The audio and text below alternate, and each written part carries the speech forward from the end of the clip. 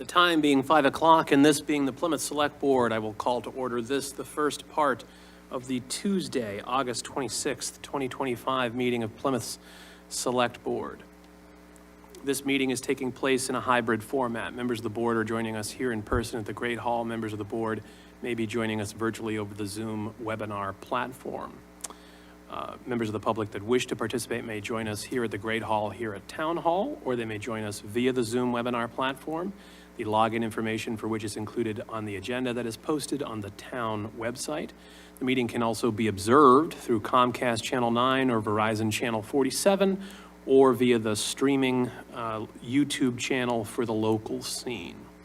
Members of the public are also reminded that pursuant to Massachusetts general law, any person may make a video or audio recording of an open session of a meeting of the Select Board after notifying the chair, subject to reasonable requirements of the chair, so as to not interfere with the conduct of the meeting. At the beginning of the meeting, the chair shall inform other attendees of any recordings. At present, we are aware only of the recording being made by the local scene for the television broadcast and Zoom and YouTube streaming. With that out of the way, we will move into the first item on our agenda, that being the reading of the executive session language. The Select Board this evening will hold an executive session pursuant to Mass General Laws, Chapter 30A, Section 21A, Clause 3, to discuss strategy with respect to collective bargaining or litigation if an open meeting may have a detrimental effect on the bargaining or litigating position of the public body, and the chair so declares. This is in relation to opioid litigation - complaint amendment, as well as separately opioid litigation - settlements. Do I have a motion from the board in regards to entering into the executive session? So moved. It's been moved by Mr. Golden. Do I have a second? Second. Been seconded by Ms. Iaquinto. Any discussion about whether or not to enter into executive session? Hearing and seeing none, I will call for the vote. Mr. Cohan? Yes. Mr. Golden? Yes. Ms. Iaquinto? Yes. And myself, yes, it is unanimous. We will enter into executive session. We will be returning into open session at approximately 6 p.m. Thank you.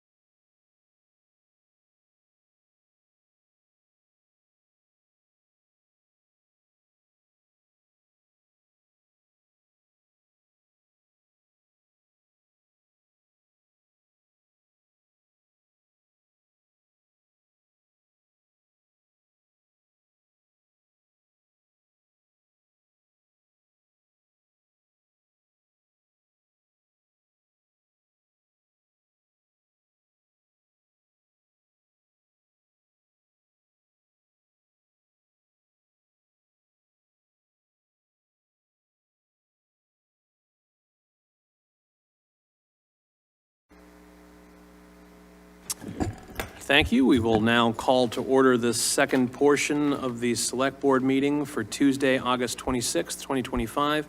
Please join the board in the Pledge of Allegiance. Pledge allegiance to the flag of the United States of America, to the republic for which it stands, one nation, under God, indivisible, with liberty and justice for all.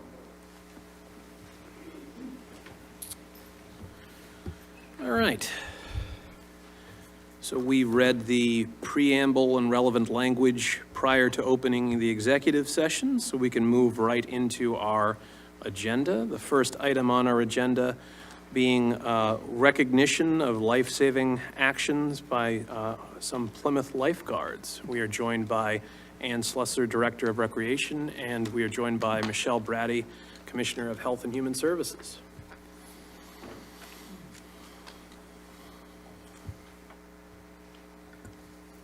Hi, everyone. Thank you for coming today. For those of you that don't know me, my name is Ann Slusser. I am the Recreation Director here in the town of Plymouth. I'm proud to be standing before you today to honor Gage Chastain and Ashley Godfrey, 2 lifeguards, and both Plymouth residents. Ashley recently graduated from Plymouth South High School. Gage is a junior at Plymouth North right now on the football team. There are 2 lifeguards who on Thursday, July 31st, demonstrated extraordinary bravery, jumping into the cold waters of Plymouth Beach to rescue 2 distressed young swimmers. While on duty near lifeguard stand number 2, they had spotted 2 young swimmers struggling against strong winds and powerful waves near the jetty. Unable to make their way back to shore, the frightened children began calling for help.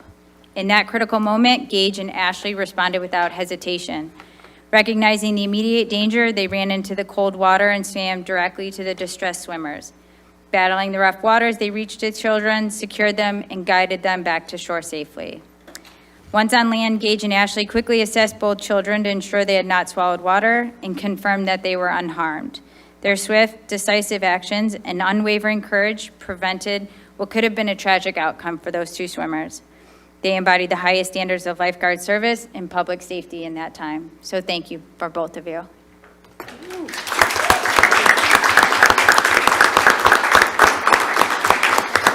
So first up, Gage Chastain, I have your award, if you want to come on up. So thank you again. Thank you. And here's your award. Appreciate it. And Ashley, if you want to come on up too. Thank you again. And here's your award. Thank you so much.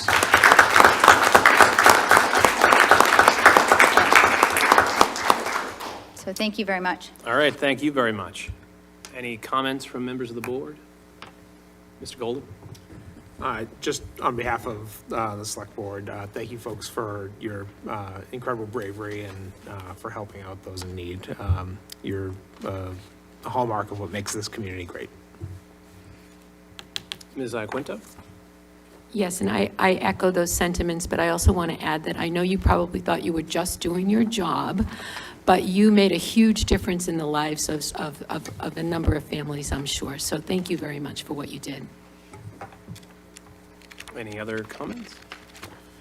I would just echo the comments of my colleagues. Obviously, it does come with the territory of being a lifeguard, but there's plenty of lifeguards that never are actually put in that situation, that they have to do that. You found yourself in that situation and acted promptly, responsibly, and made a difference. And I'm sure it's an experience that neither of you will forget, but certainly for the individuals involved that you saved, that will be something that they and their families will remember for the rest of their lives. And so your actions will echo for generations in terms of what those people will accomplish and the experiences they will have and the lives they will touch based on your actions and life-saving activities. So thank you very much, and we appreciate your efforts in service to your community and those around you. Thank you. All right. That brings us into the next item on our agenda, that being licenses. Wish of the board in regards to the listed licenses. Mr. Chair, unless my colleagues would like to address any of them individually, I would make a motion that we approve the amplified music permit and the revocation of liquor license as advertised on our agenda. As a group? As a group. Okay. Mr. Golden has moved that we take those two items that he mentioned listed under licenses as a group. Do we have a second? I'll second. Ms. Iaquinto has seconded. Any discussion in regards to those two items? Hearing and seeing none, I will call for the vote. Mr. Golden? Yes. Ms. Iaquinto? Yes. Mr. Cohan? Yes. Mr. Quintel? Yes. And myself, yes, it is unanimous. We have approved the two listed licenses items. That brings us into administrative notes. Do we have wish of the board in regards to the listed administrative notes? Mr. Chair, unless my colleagues would like to take any of them individually, I would make a motion to approve administrative notes 1 through 14 as a group. I'll second that. And 1 second.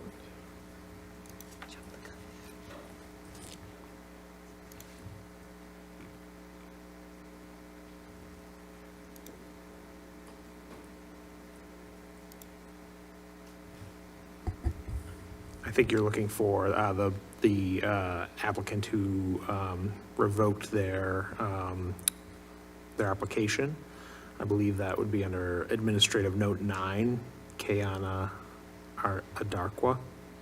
Well, so there's been a couple minor adjustments to the admin notes. So the most recent admin note listing is 1 through 16. But my understanding is that 15 and 16 have been pulled. Those are in regards to town meeting articles 11 and 12. And then you were mentioning, Mr. Golden? Yeah, I believe it, Administrative Note 9, that applicant withdrew their application, is that correct? So that applicant applied to 2 different committees, and she wants to keep her application in No Place for Hate, Okay. but withdraw it from the airport committee. So she withdrew the other one, not that one. Okay, So what you have as 9 is on the final agenda actually listed as 11, but it's the same substantive note. okay. So there's notes 1 through 14 on the posted agenda as a group. Correct. Okay? And Second. All right, Mr. Golden has moved. Mr. Quintel has seconded. Any discussion in regards to the listed admin notes? Hearing and seeing none. Mr. Golden? Yes. Ms. Iaquinto? Yes. Mr. Cohan? yes. Mr. Quintel? Yes. And myself, yes, it is unanimous. So that brings us into the next listed item on the agenda, and that being the Airport Community Advisory Committee. Mr. Cohan, was there something you wanted to bring up? Yes, I did. I was interested in if we could hold off on the final appointment to this commission. I know the town was going through its records and seeing vacancies and letting, and taking applications, but I think that it would be important that we give it a little bit more time so all the interested parties that are interested in the Airport Advisory Committee are allowed to get their resumes in on time so that we can look at those and do an appointment in the very near future. Obviously, it's important that the airport and the residents work together, and I think by extending this a couple of weeks to get those applications in and then appoint would be moving in the right direction. Okay, so you'd like to postpone the appointment, and you'd like to reopen applications for the Plymouth resident seat on the community, on the Citizens Advisory Committee, my apologies. Is that a correct summation of your request? Correct. All right, so I will take that as a motion by Mr. Cohan. Is there a second to that motion? I'll second it. Has been moved, it has been seconded. Any discussion from members of the board in regards to the postponement and re-advertisement of this? Mr. Golden? Thank you, Mr. Chair. I have no problem re-advertising this. I think I can gain some goodwill with folks in the neighborhoods who are concerned and highly invested in the airport issues. I do think that in general, we ought to stick to the advertised deadlines.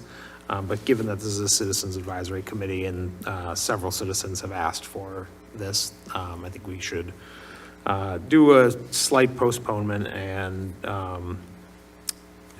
re-advertise just for this circumstance. All right. Thank you, Mr. Golden. Any further discussion? Ms. Iaquinto? Okay.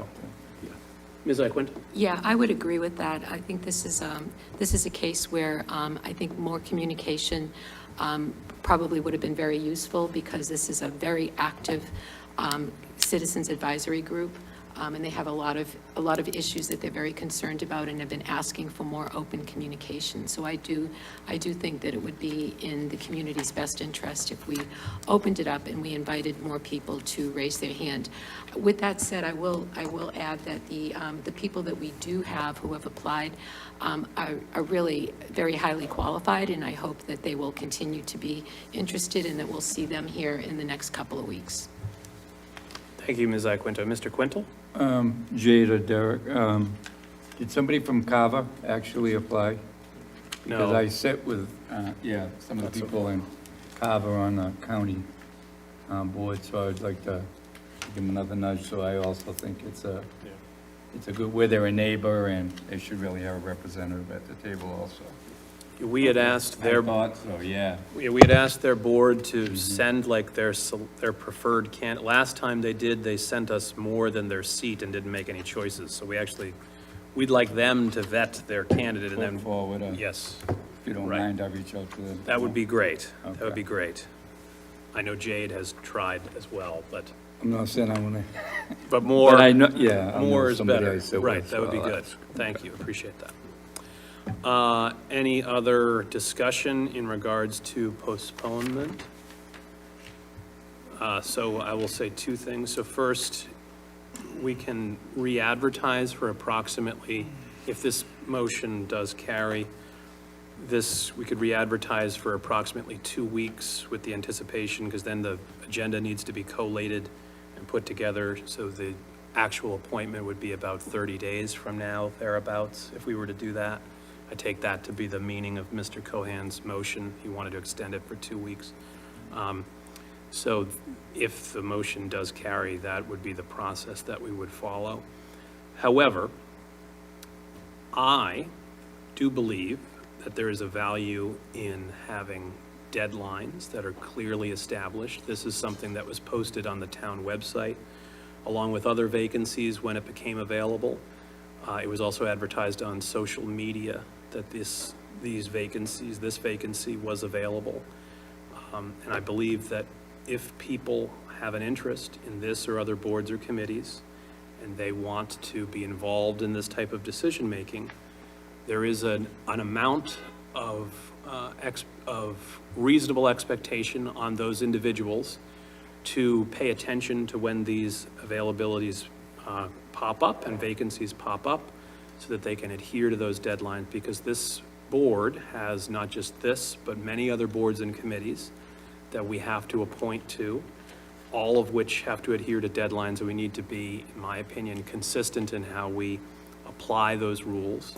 So while I appreciate Mr. Golden's statement that he's willing to make a one-time exception based on this being a Citizens Advisory Committee, I just feel personally that we should adhere to the guidelines and strictures that we put forward consistently, so that people have a reasonable expectation that those guidelines will be respected. So I will be voting no, but individual members are certainly able to vote however they choose on the postponement of this particular item.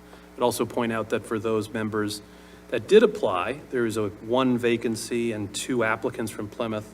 There was a 3rd applicant that withdrew, but obviously 3 other Plymouth residents did find out about this vacancy and apply for it, as evidence that it was advertised sufficiently.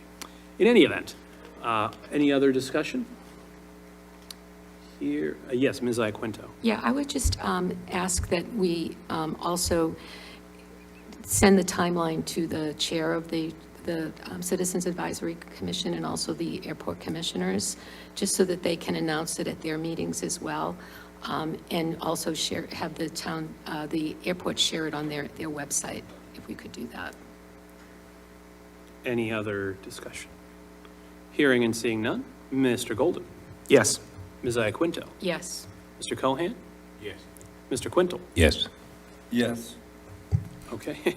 And that was Mr. Cohan voting twice, but yes each time. Thank you, Bill. And then Mr. Quintel voted yes. Okay. All right, and I will vote no. So in a vote of 4-1 with no abstentions, the motion does carry. We will postpone that item in the timeline outlined. So that brings us to the next item on our agenda, that being the Climate Action Net Zero Committee. That was an admin note. So that brings us to the two applicants. Are we joined by Richard O'Hearn? We are not joined in person. Are we joined virtually? We are not. Very well. Are we joined by Diana Smith? We are not joined in person. Are we joined virtually? We are not. Interesting. And we did receive a note that Megan Snee has withdrawn. Wish of the board in regards to the two applicants. There is a one-year term that is available.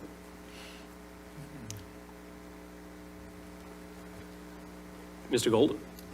Thank you, Mr. Chair. Generally, if no one shows up for an appointment process, I'd suggest that we move on in our agenda. Okay. Mr. Golden is willing to move forward without making an appointment. Other members of the board have an opinion, given our absentee applicants? Mr. Cohan? I do believe, were they notified to be here? And Yes. did they receive the emails? Did they respond in any way? They were sent to their listed emails that they included in their application materials. I would have to double check if they responded. I don't know off the top of my head. But I send the same email with the virtual link to the meeting and the time and location of the meeting to every applicant. I'd have to join David. I just feel uncomfortable appointing someone that I haven't been able to interview. Okay. Other opinions? All right. If there's no motion to appoint an applicant, I would just move forward and we would similarly re-advertise, and maybe we could take it up at the same time as the other one, or some other time when people deign to come in and express why they would like to serve on a board or committee that they applied to. Sounds great. All right, well, that brings us into the next item on our agenda, that being the fiscal year 2026 Goals and Priorities presentation by Mr. Brindisi.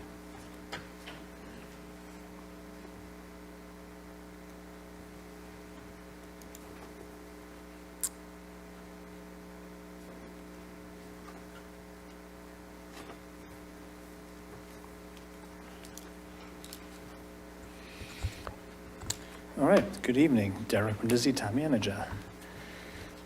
So this is the annual public presentation to the Select Board Goals and Priorities. A little history. We started this process in the summer of 2022. It's the first time we had set goals for the community. And then we've done it every year since. And as we just completed in June, we do a year in review and we try to measure ourselves as to what we were able to accomplish the previous year based upon the goals that we set for that fiscal year. So how does this, I want to give a little background on how this process works first. This is a process that begins with our department heads working directly with their division heads on looking at what they think is important to move their divisions forward. And then those conversations are then communicated to myself and the assistant town manager through a goal-setting process with each one of the department heads. And then information is gleaned from those conversations to then develop a set of recommendations that we bring to the select board based upon, again, 2 previous sets of meetings where, as town manager, I present a set of recommendations to the board. And then that then translates into a workshop setting, which the board held last week for 3 hours. And then tonight's presentation is a culmination of all those conversations back to the community. This year, we have 9 areas, I call them buckets, areas of priorities that we set. And we have 81 goals that the select board spoke about last week. So I will not, because there's 81, I will not read them to the group. These will be posted on the website. If I can get this to work. This presentation will be posted on the website. This isn't working for some reason.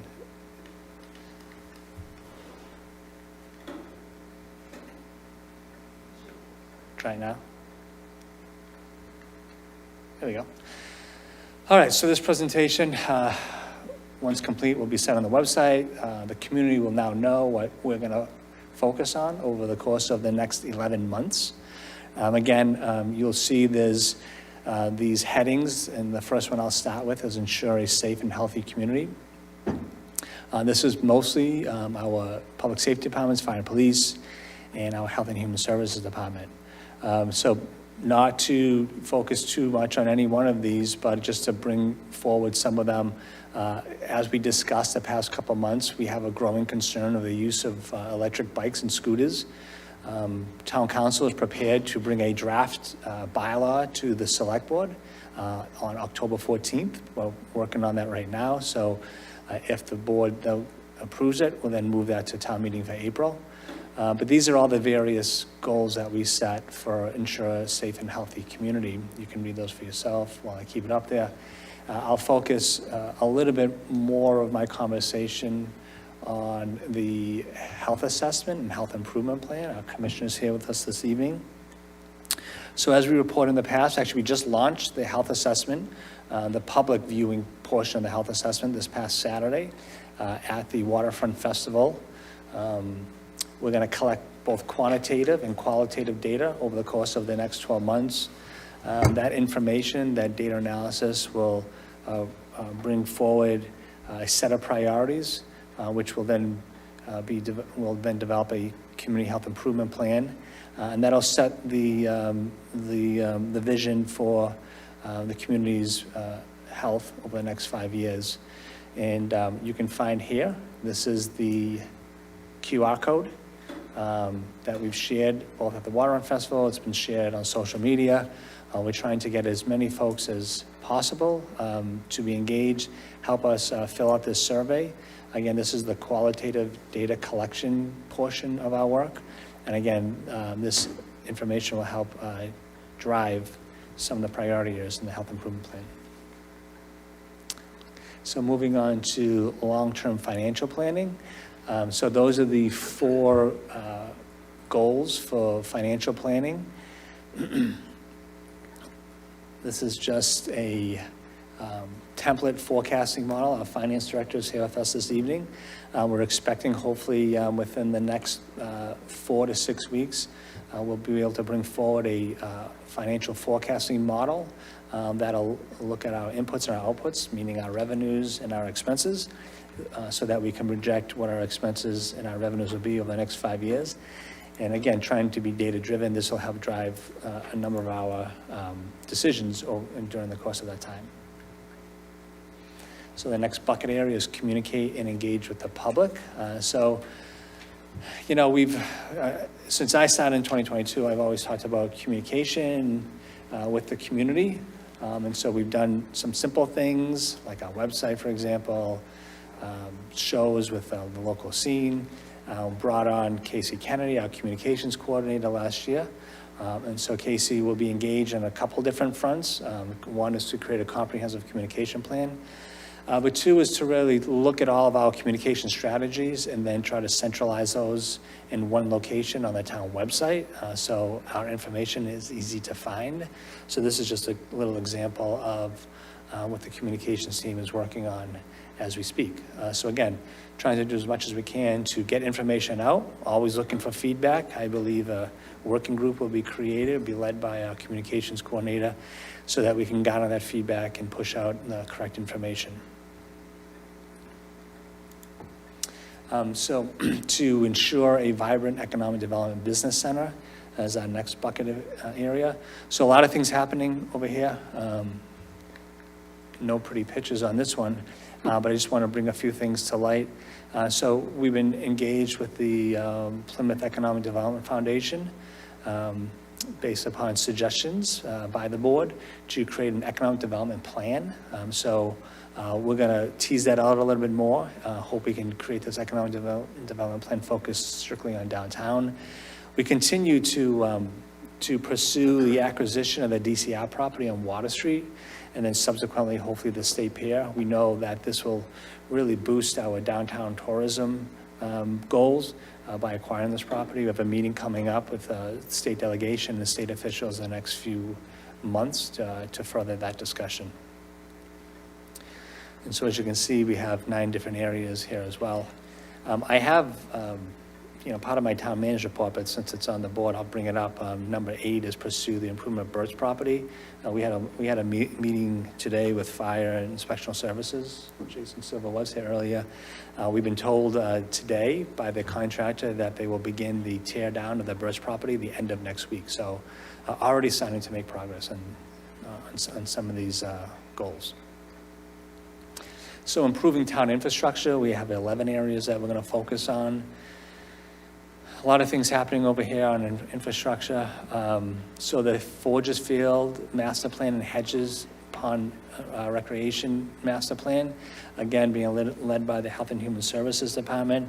Those are underway as we speak, and those 2 master plans will really set the stage for the future use of both these unbelievable recreation areas. So looking forward to the completion of those 2 master plans. The Route 80 Cemetery Project will be breaking ground this fall.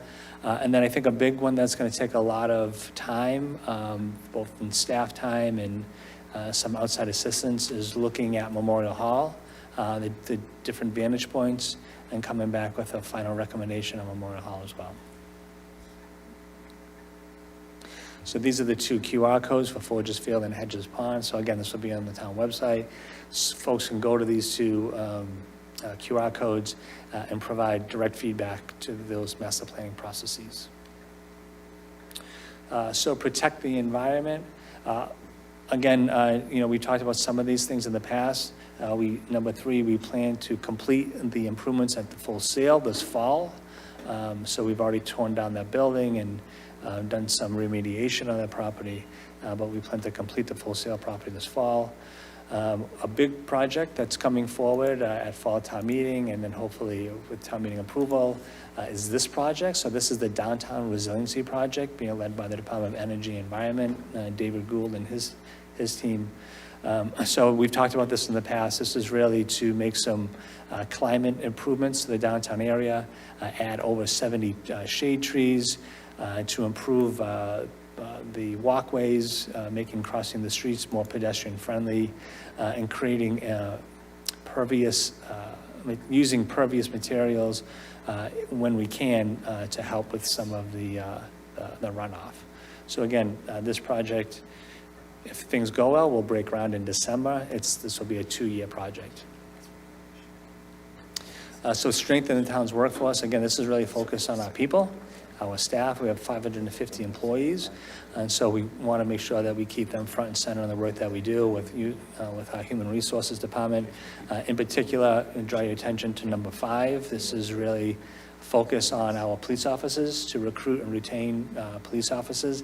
As you know, we've had a running vacancy of anywhere from 10 to 15 police officers each and every year. So we need to do a better job with how we think about recruiting them and retaining them over the long term.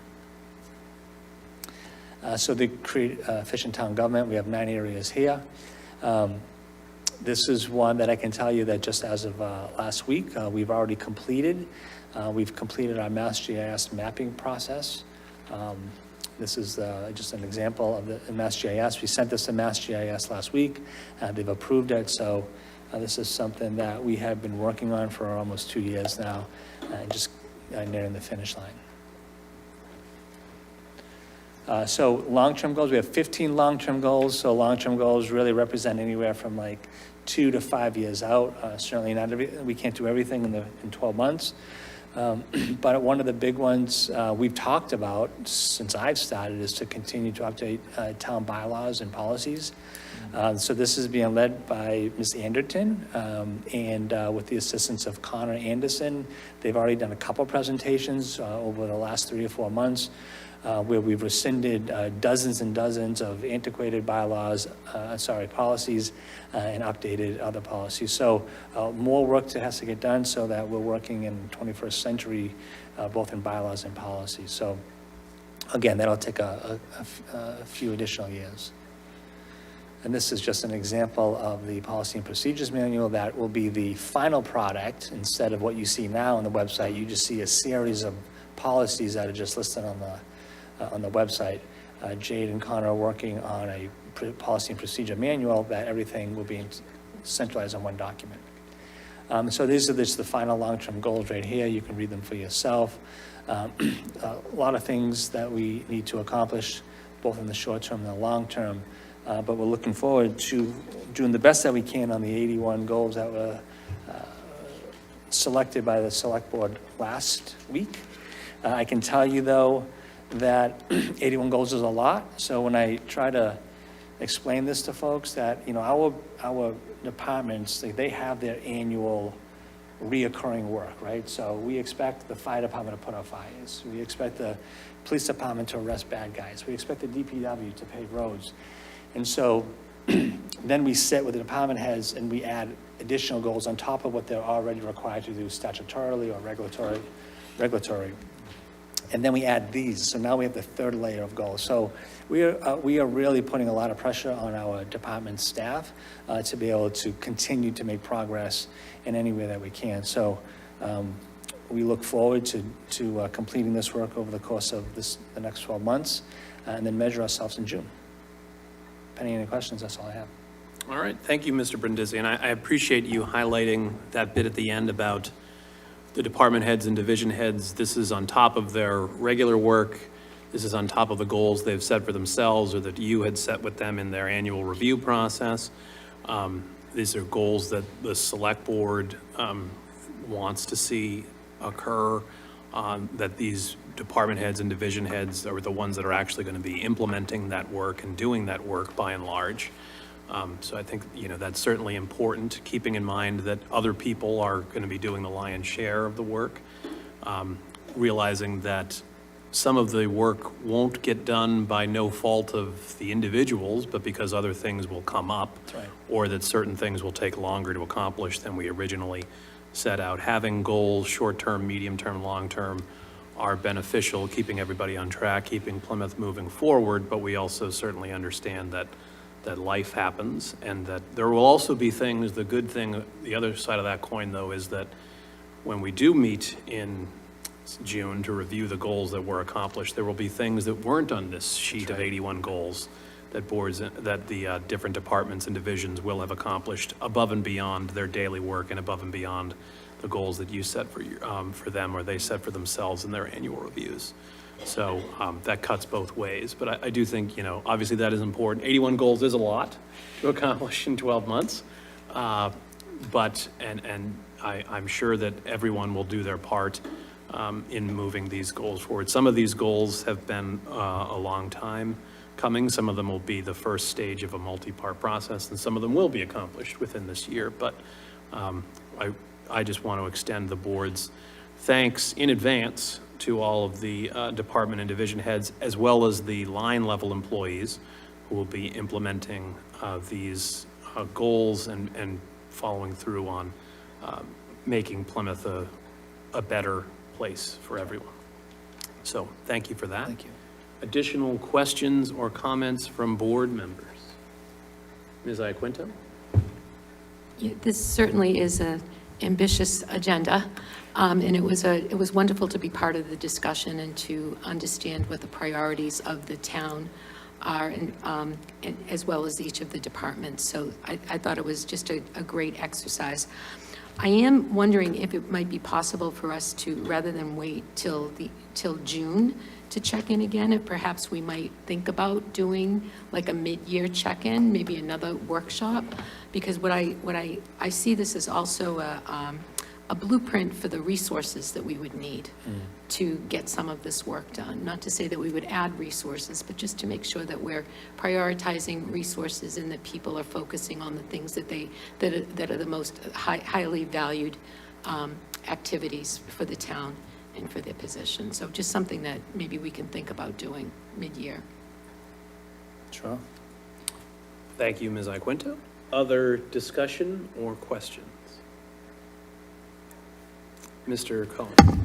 Just to reiterate what Deb has indicated, I do think that, it is a challenge at 81. It's broken down. Staff is obviously going to have to be working on this, but revisiting this as a board to see benchmarks during the course of the year, I agree with Ms. Iaquinto that that should be pursued. Leave it to the staff to come back when they feel comfortable, they're ready to report on the progress. Sure. Mr. Quintel? Just a suggestion, either we do it like on a slow night, if it's before our meeting, or if we have a separate night to do this, so we can take our time and be on prompt schedule. Thank you, Mr. Quintel. Other questions or comments? All right. So I will just say, I think, given that the first workshop generated 81 goals, which I believe is more than we've ever had in a year, I would be reluctant to have another workshop, because I think 81 in 12 months is enough for any community of even this size to accomplish. But having a progress report on what we set could be beneficial. So a workshop, I would say, unless there is a mass uprising of my colleagues that they would really, really like to add additional things, I would suggest maybe a check-in mid-year of how we're doing on the 81 we set would be more beneficial, particularly perhaps around like December or January when we're doing the budgetary process, because some of the goals that we set can be used in justifying budgetary requests or increases, new initiatives, things of that nature, and explaining them to both advisory and finance and town meeting members as well. That may be a more comprehensive and beneficial use of a follow-up than adding goals 82 through 162. Yeah, we'd appreciate that. You're welcome. And I can say, when Ms. Barrett sends out the budget guidance every year, she references that budget requests should be linked to select board goals. So Yes. we try to do the best that we can with the resources that we have. But you're absolutely right, the 81 goals will be difficult to resource this coming year. Yes, No doubt. yes, okay. With that wish of the board, Mr. Golden? Make a motion to approve the FY '26 goals as presented. All right. Mr. Golden has moved that we approve the goals as presented. Do I have a second? I'll second. Ms. Iaquinto has seconded. Any discussion? Hearing and seeing none. Mr. Golden? Yes. Ms. Iaquinto? Yes. Mr. Cohan? Yes. Mr. Quintel? Yes. And myself, yes, it is unanimous. We have approved the FY '26 goals and priorities for the Select Board. That brings us into the next item, that being Article 1 of the Fall Annual Town Meeting warrant, which is an overarching article detailing supplemental budget adjustments related to the general fund, and we are joined by Finance Director Lynn Barrett. Good evening. So I wanted to get up initially and present to you a sort of, maybe go over the budget process, because we have a couple of new members on the board as to, when we started and why we're here today doing what we're doing. So we start the budget process, obviously, like in September, October of any particular fiscal year. And we determine what our estimated revenues are going to be at that time. And for the last few years, we've level funded state aid because we're just not sure necessarily where that's going to end up lying. So when we built the budget, it was based on that. And in the materials that were sent to you, there was a summary memo from myself that also included a listing of all the items that we will be using this additional state aid for, and then a 2-page sources and uses so that you can see what the budget estimate was when we went to the April town meeting, what the changes are in our budget estimate, and what our final recommendation is for the fall town meeting. So my comments will be sort of geared towards that. So because we level funded state aid, we found out in mid-July that there was an increase of approximately $2.4 million in our state aid that was coming to the town of Plymouth. During the budget process, we communicated to all parties that be Select Board Advisory and Finance and Town Meeting that additional aid, when it comes in, would be split between the town and the school using the formula that we've used for the last couple of years. So the town share would be 39% and the school share would be 61%. So it breaks down that the school share is about 1.5 million, the town share is about 968,000. There's a table in my memo that identifies on the town side how we would be either appropriating that money, or I'm sorry, town and school side, how we would be appropriating that money at town meeting in the fall, and then some other items that need to be budgeted for on our tax rate recap sheet. So, and then included after my memo and the sources and uses is a memo from each department that needed addressing in this particular budget this year. So for example, town clerk postage, an increase of 60,000. Over the last couple of years, we've constantly had to go back and do end of year transfers or even reserve fund transfers for postage. We are trying to do more things electronically and online, but we still do a lot of mailing and a lot of requirements from the state and federal government to mail things. So it's just very expensive, you know, to do that. There's some additional requests for the town manager's office. There's a request from the fire department. There's a request from the town manager and myself that during the budget process, we actually cut out of the budget. We did like a vacancy factor cut on the budget. So we looked at departments that had vacancies, and we did a 15% cut of the budget based on those salaries that were vacant. So we would like to restore that cut back into the budgets because we want to fulfill and fill all of those positions. So if we put that money back in the fall, then those departments would be able to fill those positions. So that was about 303,000 of the total. And it affected the police department and all DPW divisions. The schools also provided a memo as to what they would be using their 1.5 million for. So in Article 1, the budget amendment article would be an increase to the general fund budget of $2,056,358. And I believe Jade, I think, sent all the department memos to you. Anything that was missing from the packet got sent out today to you.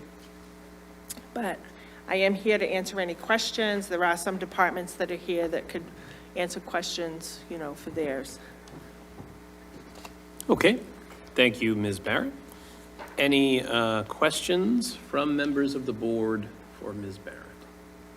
Or anyone else? Mr. Quintel? Has there been any conversation with the schools about transportation? I know they were doing a study, right, Kevin? Yes. Versus doing it at the town versus, Yes. has that been finalized? Does anyone know? Or- They're continuing to look into that issue, but no, it has not been So finalized it yet. hasn't been addressed? Yeah. Okay. The second question is always my favorite one. And do you know how much free cash we're gonna have? So we're Estimation? we're working on that. You're working on that? Yeah. All right. Because I would like to see some of that, if it's, we'll say, healthy, set aside for whatever we do at Memorial Hall. I think we get a little time. I We mean, you're did, the finance yeah. director for sure, but We did talk about that when Yeah. we were Yeah, thinking and, about the project, yeah. I guess what I'm gonna say is, if we have, say, 20 million, I don't think we need to spend 20 million. So I guess I can't be any clearer than that. So, let's see what we can do and what we can put aside. And I know we have a good finance man here. But, I'm a firm believer that, we have a lot of free cash sometime. And if we do that, we shouldn't just say, okay, we got 20 million, let's send it out. And, departments that really need it, I get it. But I think we need to, we know we have a school issue coming. We know we have Memorial Hall that regardless of what we're gonna end up doing, it's gonna cost some money.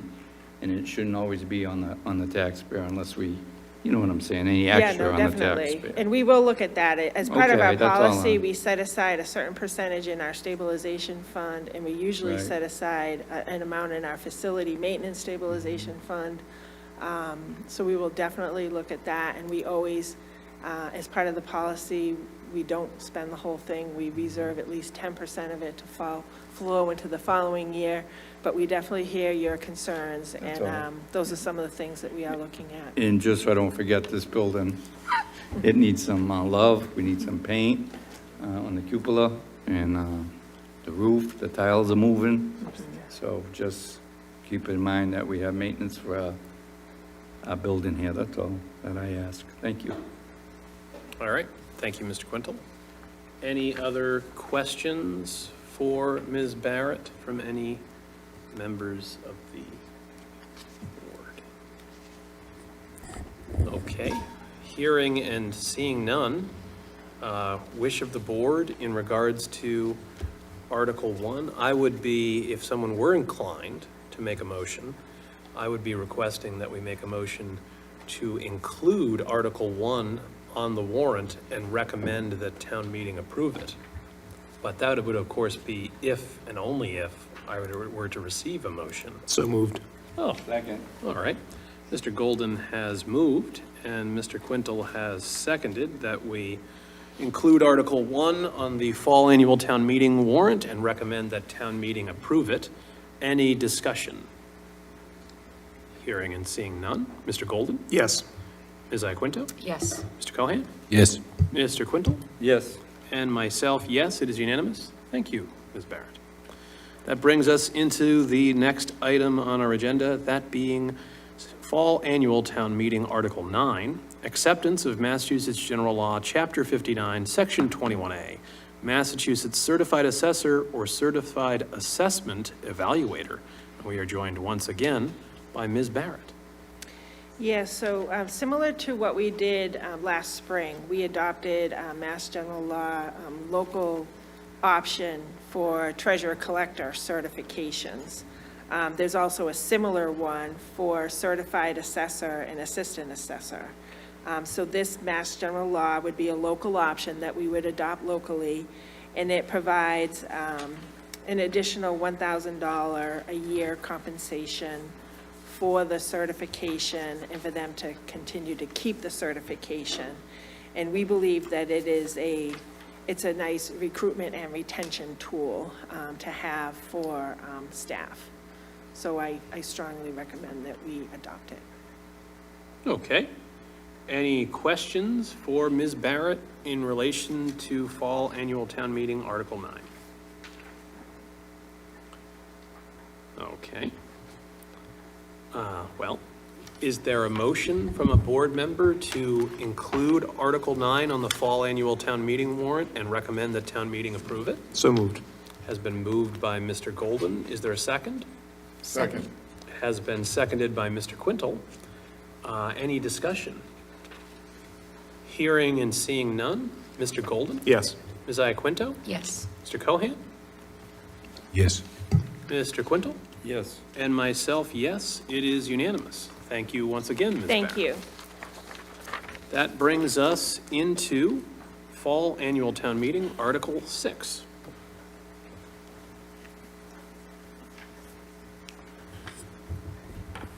We're being joined at the podium by Mr. Kevin Canty, Chair of the Select Board. Mr. Canty, the floor is yours. Thank you, Mr. Golden.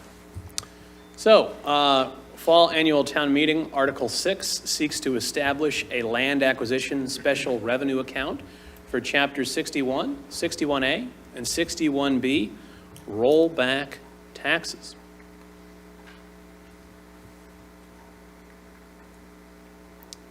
Jade, it's happened again, sadly.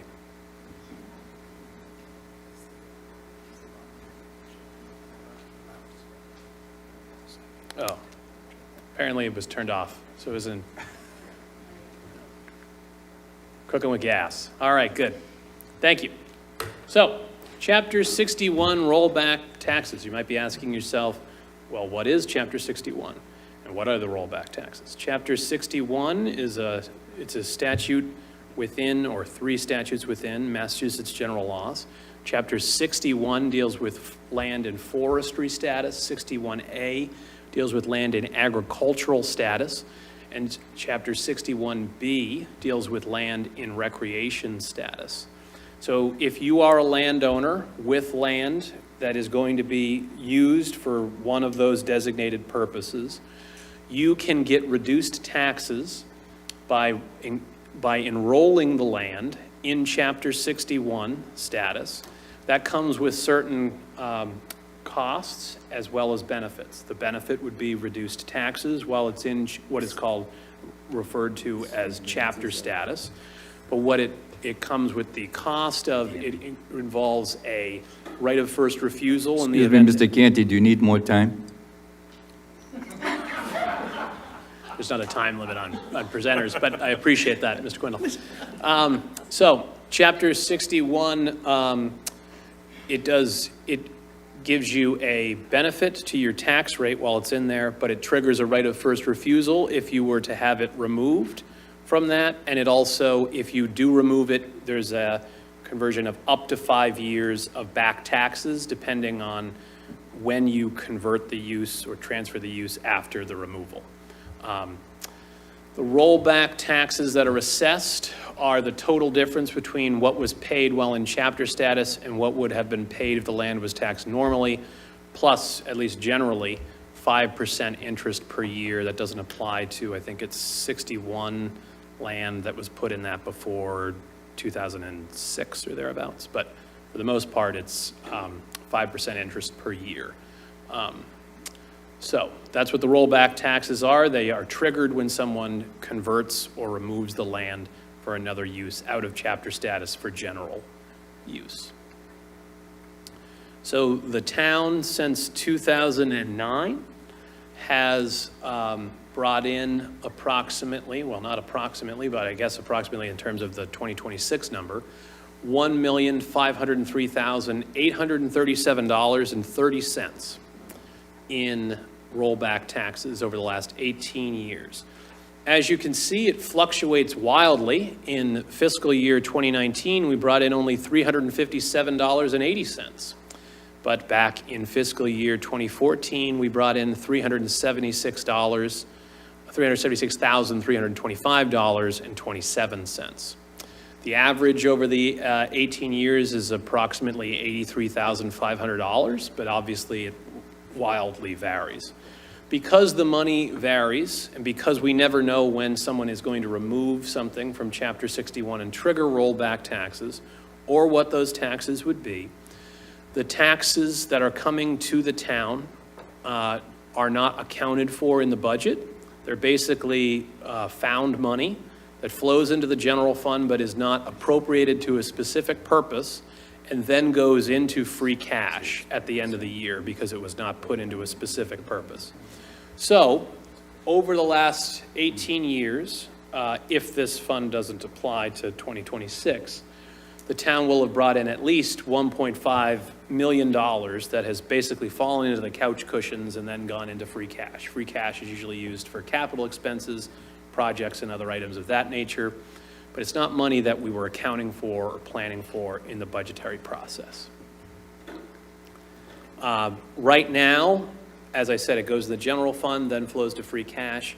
Article 6 seeks to create a fund to capture those funds and preserve them for future open space, recreation, or municipal use needs. So right now, the Land Use Acquisition Committee reviews land that is in 61 status when it comes up to assess whether the town should assert its right of first refusal or not. And part of that assessment is, does this parcel that's coming out of 61 and that the town has a right of first refusal on have a beneficial open space purpose? Does it have a beneficial recreation purpose? Or would it be useful for municipal use or housing or some other use of that nature? So these three, open space, recreation, and municipal use, we know that Chapter 61 generally is about different forms of open space. To an extent, it is also related to recreation in relation to particularly like forestry with nature trails, biking, stuff like that through those, hiking.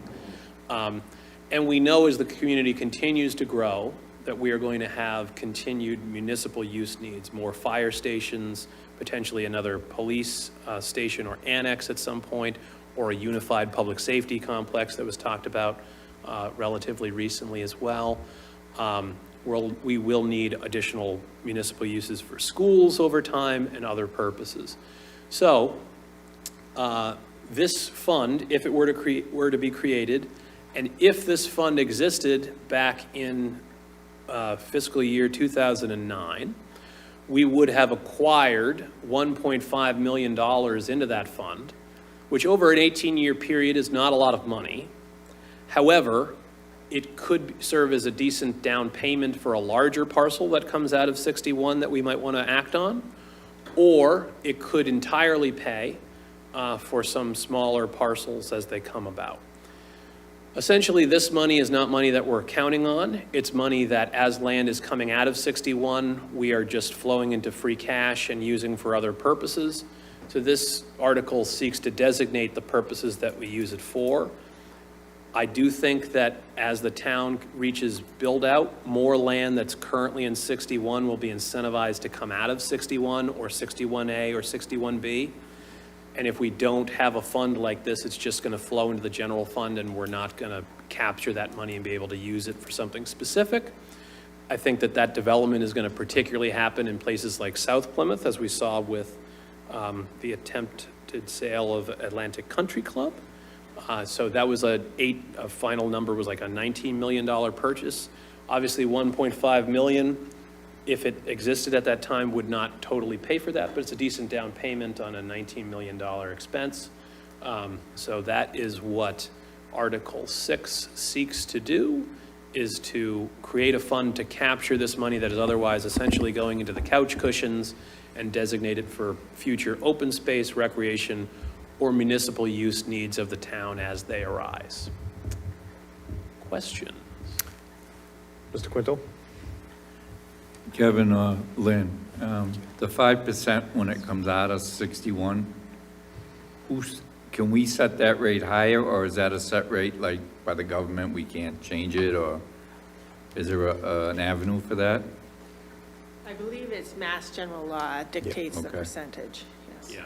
Okay. And for one of the designated purposes, if the land has been in it for long enough, the 5% interest doesn't apply either.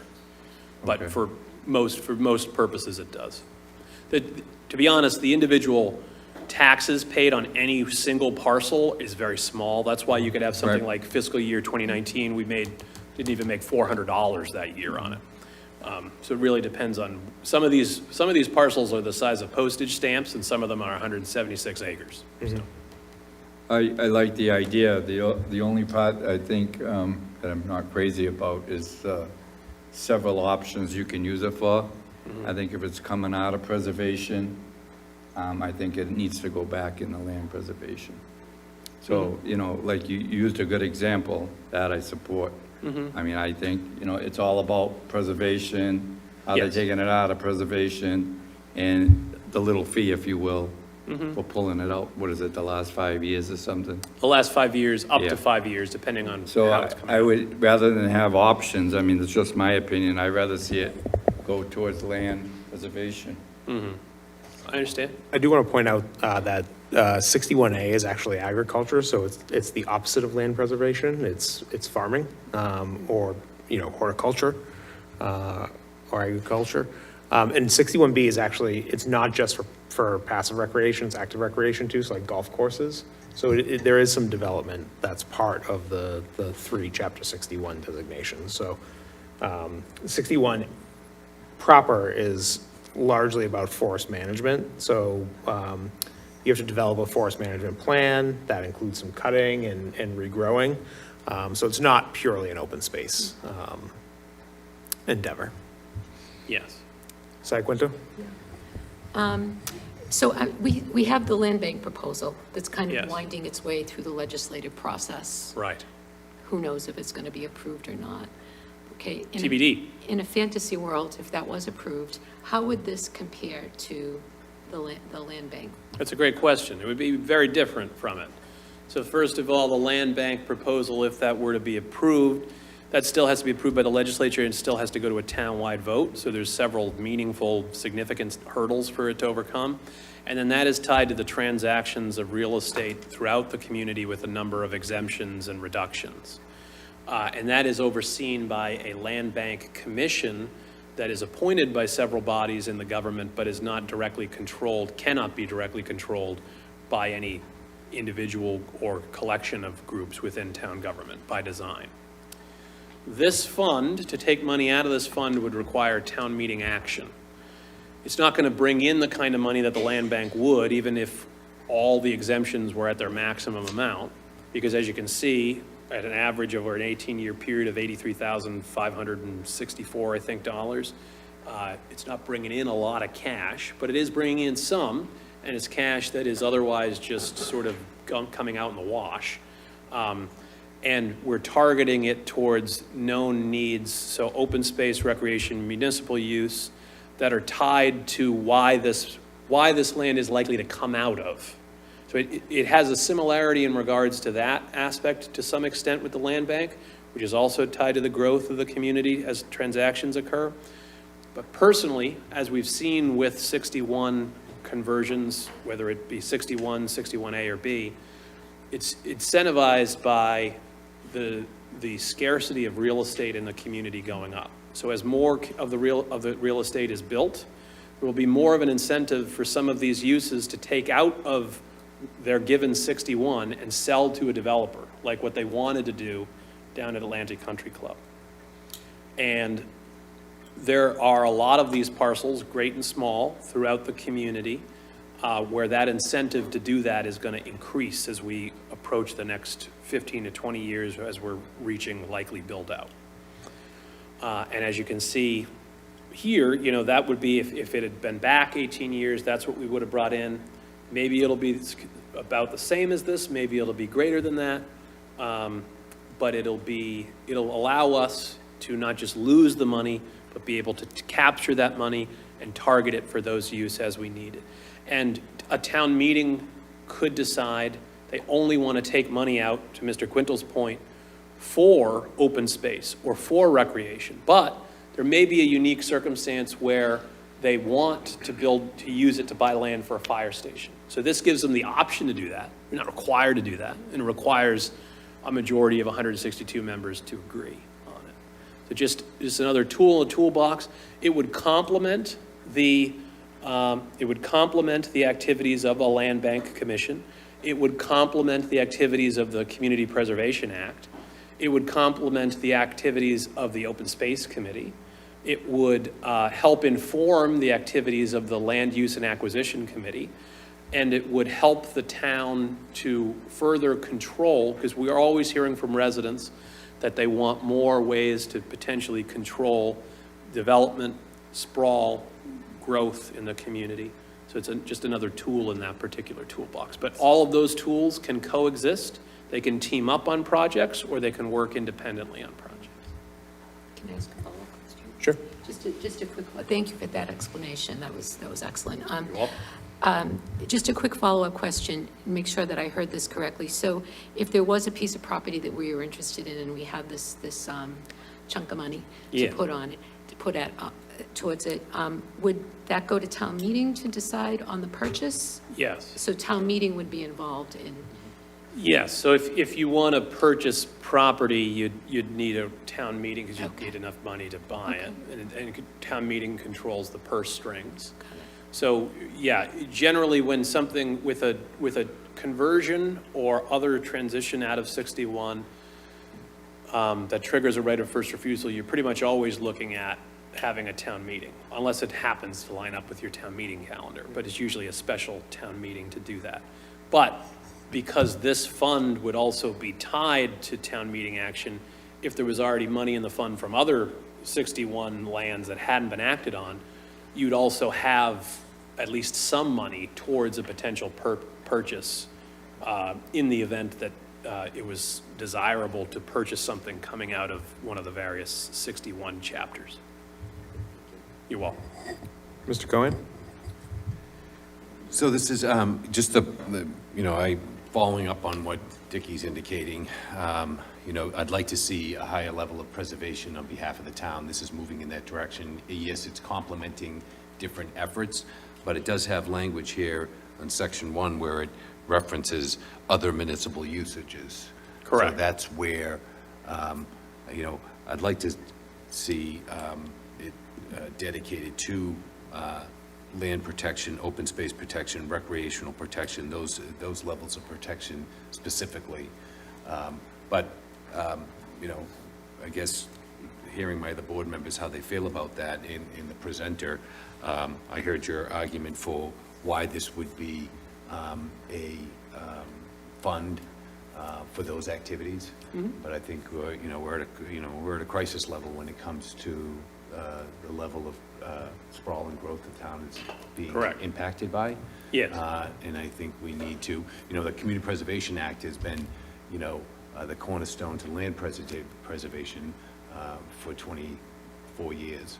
Yes. So obviously, any way we can complement that. But in this scenario, there's a municipal purpose there, so that could probably be used for any purpose. And it would be nice to see that this was dedicated to the preservation end of the equation. It'd be used for land, it wouldn't be used for, like, buying toilet paper No. for town buildings, but it would be used for, as the town grows, one of the concerns we have, like, we received, or the board received prior to my election of the board, but there was a presentation, Mr. Quintal will likely remember, by the consultant for the fire department about the need for further fire stations as the community continues to grow.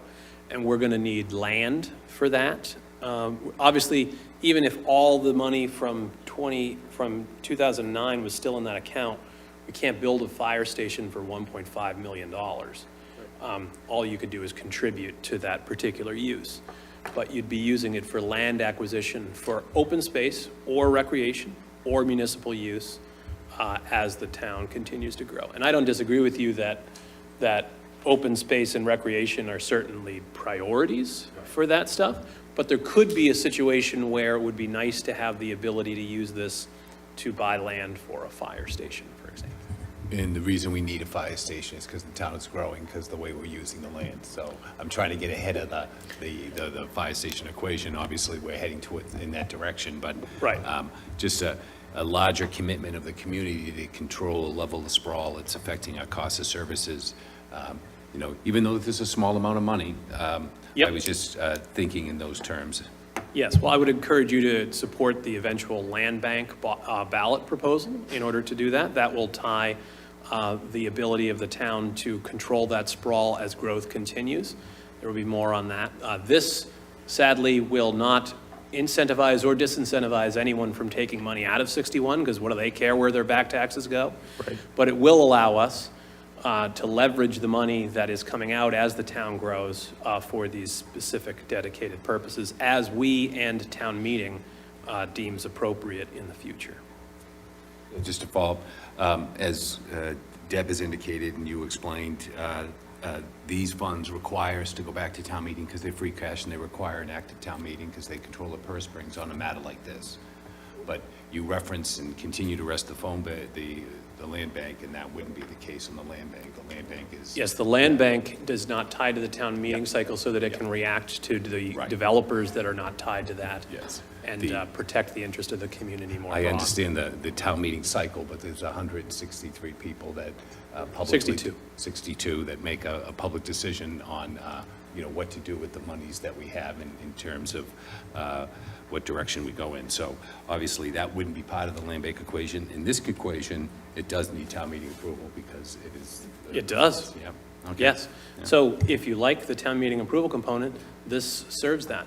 If you like the ability to control sprawl, the land bank serves that. Different things for different folks with different interests.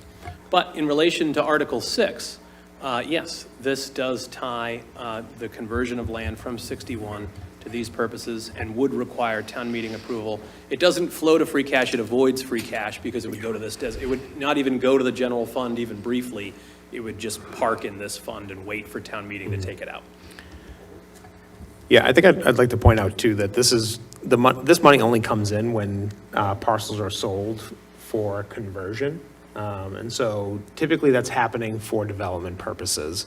So having that option for the municipal use. So for example, say if the Atlantic Country Club had been sold and we got $150,000, let's say, in back taxes, that money could then be used to offset the cost for the building of a fire station closer to that development in order to create a safer environment for community members down there. So that's why I think that it's important. I think we should divorce this from conversation about the land bank because they are unrelated. And I think we should marry the cause and effect of chapter land coming out and being developed to a fund that helps us to offset the expenses that comes with that development. Go Mr. Cohen and then Mr. Quintal. That's a very good point, and now I can embrace that concept within Section 1.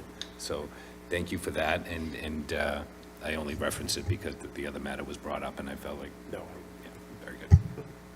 Mr. Quintal. A couple things. Do you think it's worth sending a letter to the state and asking them to revisit this Mass General Law and change it? I mean, 5% is ridiculous. You get to not pay your taxes on a piece of land, and then you can, unless it can't be done, I don't know. And then the second thing was we reference agriculture, but you need to look at the Barango property up on 44, what do you call it? Sampson Street, or whatever yeah. Or Carver Road, depending on where you are. 44, okay. And I don't know, maybe it's my glasses, but that thing does not look right there. It's awful. It's not the place for it, and it took a beautiful view shed, if you will. And, I don't know if it's part of that farm or was, but it's ruined regardless. If it was the nursery next door or whoever owns it, I don't know. So I think 5% is it's almost as bad as the 40B law, the more I sit and listen to it. I mean, it does nothing for the municipality.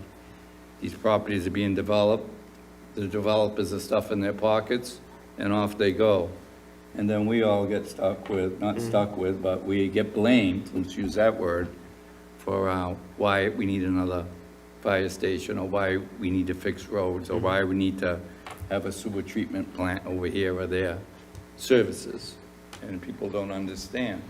Yes. So, I mean, I don't understand what the rationale is for the 5%. You take very wealthy families that have a lot of property in Chiltonville, and they're gonna sell it off, okay? It's gonna come out of 61, whatever you wanna call it. And, that was it's just a backwards law. I mean, if it's really for somebody that's doing agriculture, you know, they're farming, they're haying, or whatever they're doing, I get it. But just to put it in agriculture and plant a row of corn, or whatever you're planting, so you don't have to pay the same tax rate as we all pay. You know, I mean, it's backwards. But if you gonna comment on that? Yeah, if you don't mind, Mr. Canty. So there are certainly defects in Chapter 61, and the Massachusetts chapter of the International Association of Assessing Officers is actually advocating for that change. Well- But there are also, one of the glaring issues with 61 is that there's only a 5-year look back. And Yes. so you may have had your 500-acre property in 61A because you were actively farming it for generations. You may have had it in for decades. But no matter how long you've had it in 61A, you've benefited from a tax reduction, but we can only recover 5 years back. So those two items are major. Who checks it? How many of these 61s, whatever, A, B, Cs, Ds? Mm-hmm. Who actually checks to say, oh, you're farming yours, oh, yours is, you know, who? I'm very curious to see as these properties come out, Yeah. now that this has got a little light on it, because I'll be the first one to bring it up under new business. Yeah, so there are reporting requirements that they need to do for the assessor's office, so they have to provide receipts indicating that they've sold product. I think it's, for the first 10 acres, they have to have done $500 worth of sales, and then for every acre thereafter, it's $5. So if you have a 500-acre property, you have to just spend $500 for the first 10, and then 20, you have to have taken in $25,000 worth of sales, basically. And that's agriculture? Agriculture, yeah. Well, what about like forestry or? So the state manages the forest management plans. Typically 61 properties are they're also like pseudo 61A, so they're selling the wood product. And then 61B, you generally, it's left in an open state, so there is no, I have to ask the there's no question. reporting, All right, except so for if I like have a something golf in course. forestry, I'm gonna get a tax discount, but I can level it as far as the trees go. No. You No. just said sell the trees. Well, it's Well, you know what I mean. It's a forest What- management plan, so they work with a state forester who is charged with ensuring that they follow their plan. So they'll cut certain sections of their forest to promote proper growth and avoid situations like we see in California with like the undergrowth that causes forest fires. Yeah. But to answer your question about, is it worth us sending a letter to our state delegation? I absolutely think it's worth us sending a And to the letter. assessors or whoever, I Yep. mean, I don't know, but I think, you know, it always takes somebody to get the ball rolling, because I'm sure other communities in the same boat we're Sure. in. Just go in? Yeah, the letter should include not only the 5%, but the 5-year look back if we do send a letter. Right. Yes. Yes, and I am anticipating, the reason I wanted to put this article forward is I think Plymouth is going to see an increased rate of removals of 61. Right. As the town continues to develop. So now is the time, we would have captured this money if we already had it. Imagine if it does uptick, what we could capture if that comes to pass. Are there any further questions on Article 6? Hearing and seeing none, I will make a motion to include Article 6 on the fall 2025 town meeting warrant and recommend town meeting approval. Is there a second? I'll second that. Ms. Iaquinto seconds, and I will turn things back over to our chair.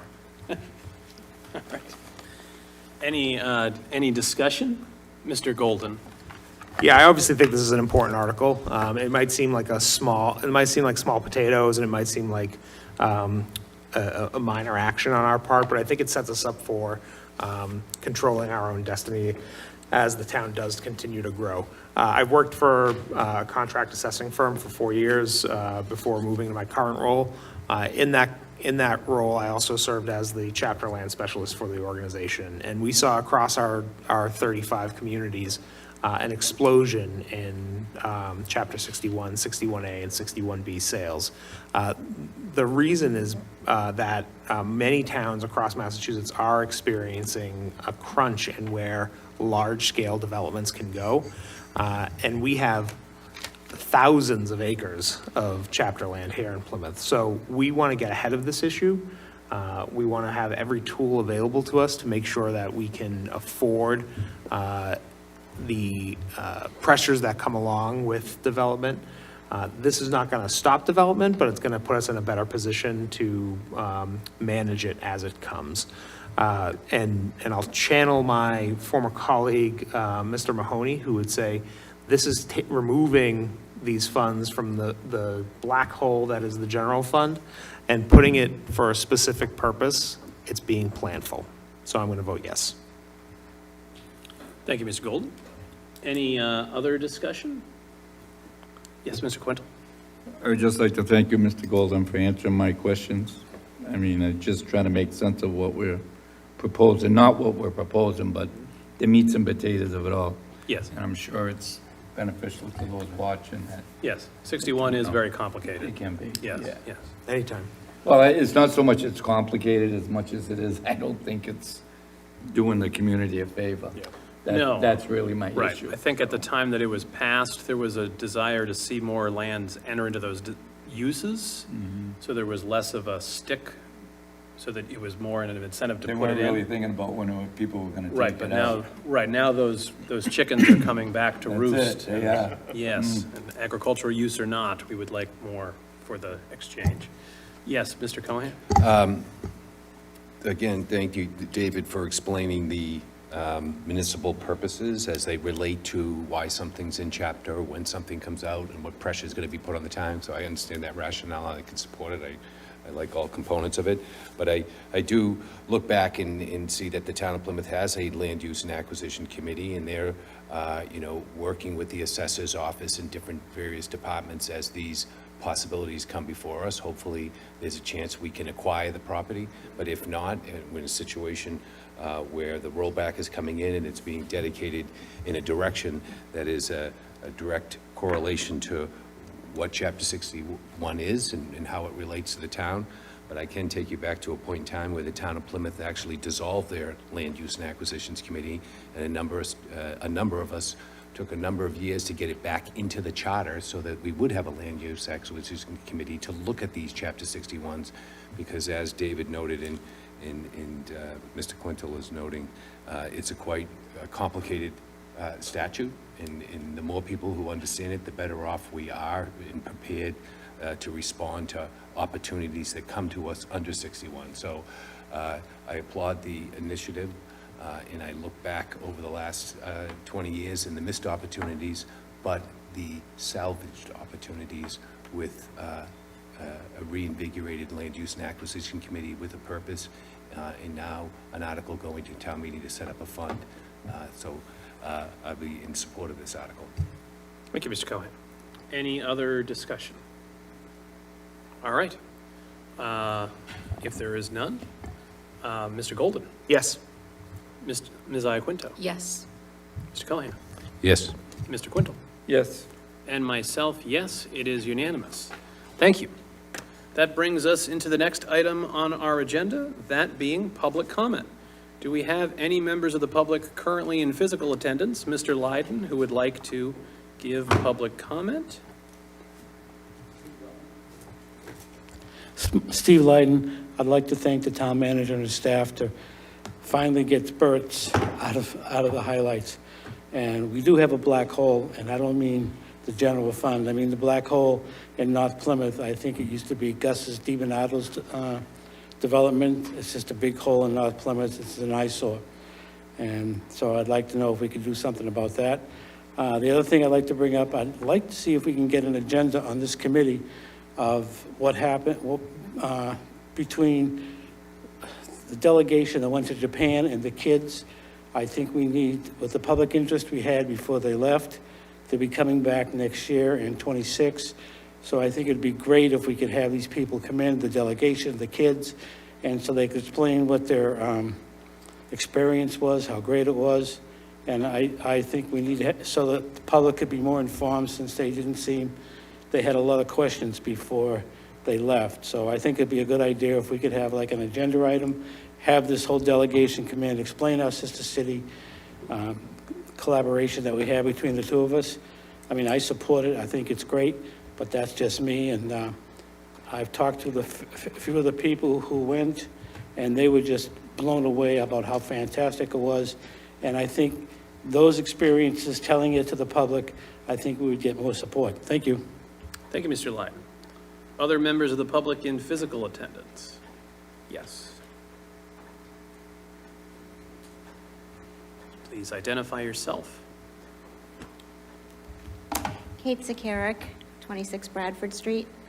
Happy birthday, Jade. A couple of things from a point of view of a taxpayer. Some things that bothered me while I was on vacation this year. There were two major oversights in my mind so far this year. One being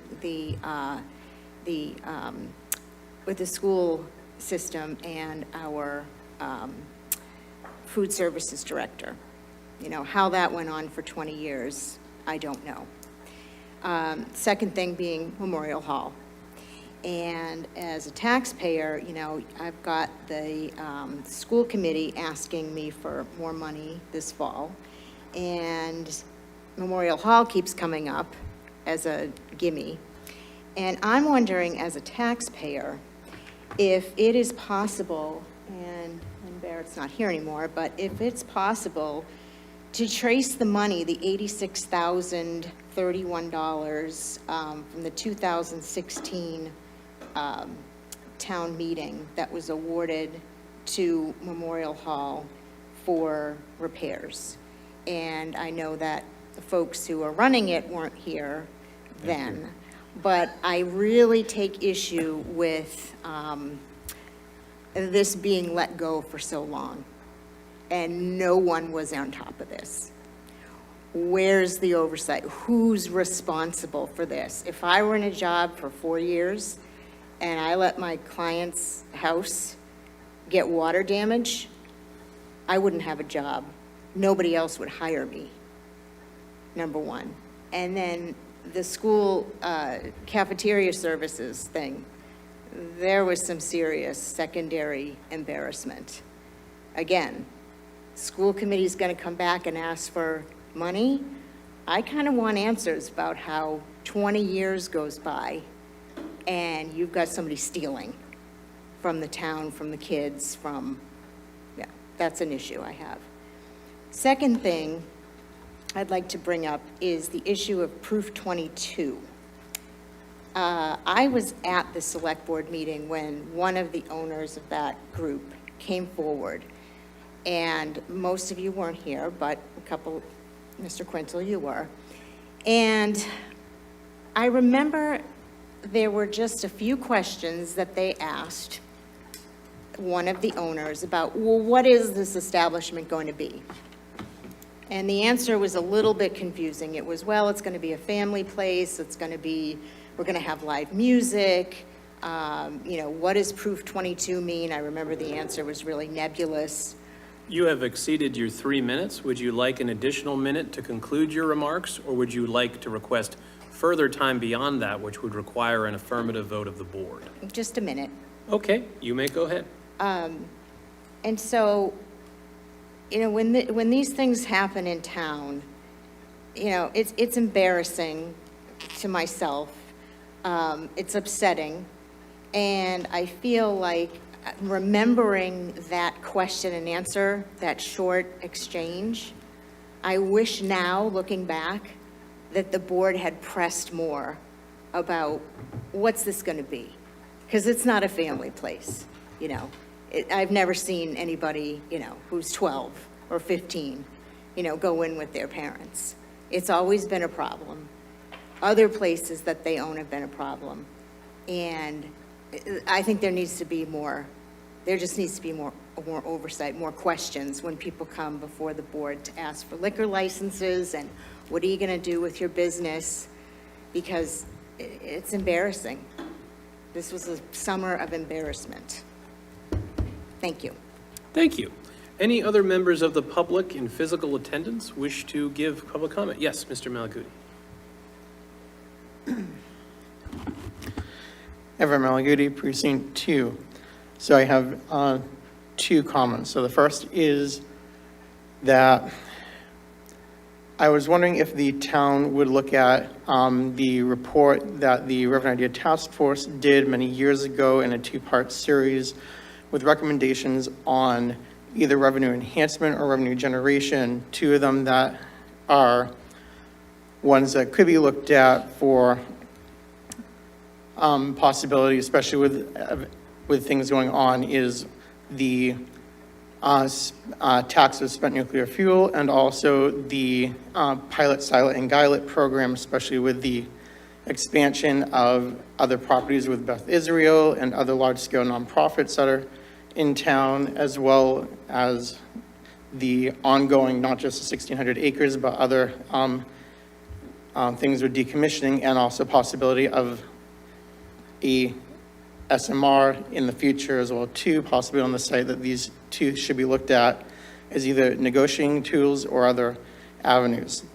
The second that I have is back, I believe it was either late spring or early summer, we had representatives here from Eversource for gas, but was also talked about possibly later a future for electricity. As we've seen, not just from the winter, but we also just saw very recently another uptick in the electricity charges that I believe we need to have discussion, not just with our legislators, but also with the Eversource representatives again, to figure out what we should actually do. Because while some on the board won't lay blame, I will lay blame with the current administration for largely hammering through regulations and taxation on residents that don't have the actual finite details and actual and forecast modeling for finances for what's actually going to cost in the future, even though that third parties have. And I believe that we owe it to our residents to make sure that we can have, one, stabilization, but also sustainability of rates so that we can actually afford to live here. Thank you. Thank you, Mr. Malaguti. Any other residents in physical attendance wish to give public comment? Hearing and seeing none. Jade, it looks like we might have a digital hand raised online. All right, if that individual can, Mr. Keith, if you could unmute yourself, you have the floor. Good evening, everybody. Stevie Keith, Precinct 9. I just wanted to give my 10 cents about the goals for the town. I think the elephant in the room really is AI, especially when we're talking about creating an efficient town government. I know something I'd like to see, and a lot of the people I talk to, is a plan on how we can implement this to basically make our town run more smooth. And if we're not planning for it now, we're already behind. Two, the GIS thing, I actually just took coursework in it. ArcGIS is super complex. I would highly recommend just hiring out for it. It is a beast, but nothing that can't be tamed with a little bit of help from a pro. I can definitely connect you guys with UMass Boston. They have an awesome program there. I'm willing to bet to do some of the work for free because it's a heavy lift. And then lastly, strengthen the town's workforce, explore the feasibility of a 4-day work week. I'm just gonna let you know it's already hard enough for us to get inspections on Fridays for our construction jobs because basically they can't travel half the town just due to the nature of the 96 square miles. But yeah, that's basically it. Thanks for listening, guys. Have a good night. Thank you, Mr. Keith. Any other members of the public in virtual attendance wish to give public comment? All right.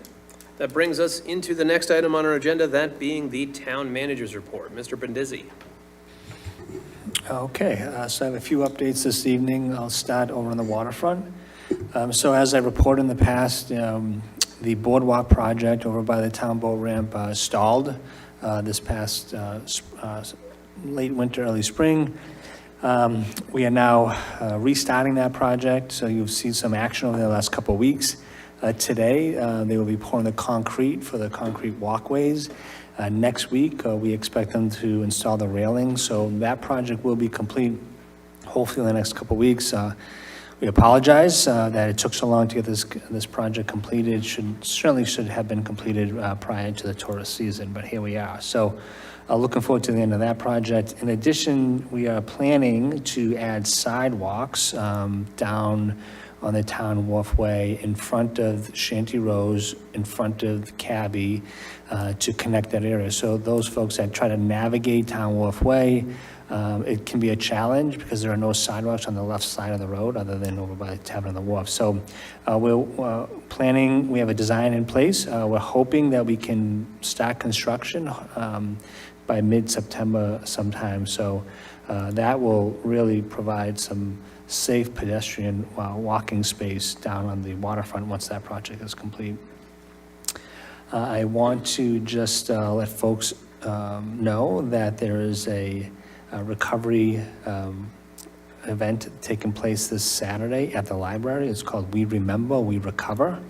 It'll take place again at the library on South Street. It'll be from 12 p.m. to 4 p.m. We'll have live music, we'll have food. We have a number of speakers who will be presenting this coming Saturday, and then we'll have a number of tables. So our fire department will be there with a table. A number of our community partners at the Health and Human Services Department has forged over the last 3 years, such as BAMSI and High Point will all have tables there as well. So again, We Remember, We Recover this coming Saturday from 12 to 4 p.m. Moving down to Halfway Pond and Long Pond Road, so that project continues to move forward. So far, things have been going well. The widening of the road is nearly complete. Right now, that project, they're just going to work in the shoulder areas. We know the buses for schools will begin tomorrow, so we expect to keep 2 lanes open at all times during the commuting hours, and then go to interchanging lanes once the commuting time is over. So hopefully that project will be complete as far as the paving in the next few weeks. We're still waiting for the signals to come in so we can complete that project. So more to come on that. And then I mentioned earlier that we had a construction meeting this morning with the contractor that's been hired to tear down Burt's. So next week you'll see some, I would say by the end of next week, you'll see some movement over there. First, they have to remove the propane tanks that are in the ground. Once that's complete, and then they'll move to the demolition of the building. So we're hoping by mid-September, that building will be torn down, then they'll backfill the hole with gravel. And then we'll find out what future development looks like on that property. And then the last thing I want to bring to the board's attention, Kate McKay, Town Council, received a notice today by the attorney representing the seller of the Atlantic Country Club. In this email, the attorney stated that the proposed buyer of the Atlantic Country Club has terminated the purchase and sale agreement. So at this time, we are being informed that there will be no sale of the Atlantic Country Club. As the board had directed in the past, they had asked administration to pursue an appraisal of the property, so we'll continue to pursue the appraisal of that property, so that if this property were to become available, we can have an informed discussion as to the real cost of that property. So pending any questions, that's all I have for this evening. Thank you, Mr. Brindisi. Any questions for board members? Mr. Brindisi. All right. If there are none, I think the buyer backing out of Atlantic Country Club is very good news for the community as a large, as well as for certainly Southwest Plymouth. I know that there were a lot of folks down in South Plymouth, Southwest Plymouth, who were very concerned about that purchase. So that's good news. All right. So if there are no other questions from board members for Mr. Brindisi, we'll move into select board discussion. First item being new business. Any board members have new business? Hearing Mr. Cohen. On Taylor Ave, the 54 Taylor Ave, it's a property the town acquired with CPA funds back in 2010, I believe. And there was different efforts to do different things on the site, but currently the site is being used as, in a manner which is kind of a distraction to the abutting properties in the neighborhood itself. There's a lot of equipment stored there. Obviously, we no longer are servicing White Horse Beach with lifeguards. There's lifeguard stands that are there. So I would hope that at some point, someone take a look at that site and see what we can do to address the debris that's, not debris, but the storaging that's happening there.